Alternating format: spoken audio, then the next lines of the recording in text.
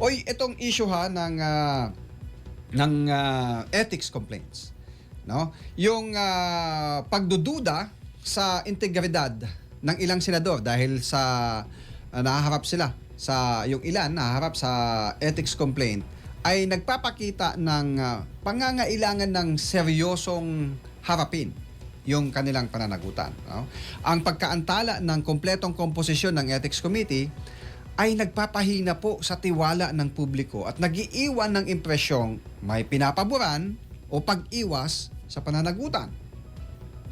Dapat unahin ang mabilis, patas at transparent na pagbuo ng komite at masusing pag-iimbestiga upang mapanatili ang kredibilidad ng mababatas at protektahan ang interes ng mamamayan.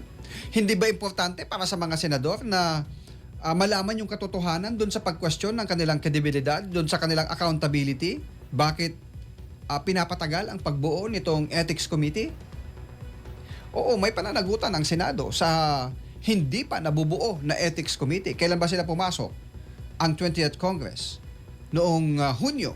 Na hanggang ngayon, sabihin na natin, nagpalit nga ng liderato, pero bakit hanggang ngayon ay hindi pa ito buo? Ito ang natatanging nag-iisang komite sa Senado na hindi pa buo ang komposisyon.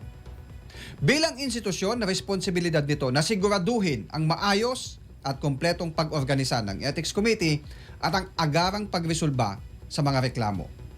Ang pagkaantala o pagkukulang sa proseso ay isang institutional failure na makaaapekto sa pananagutan at tiwala ng publiko.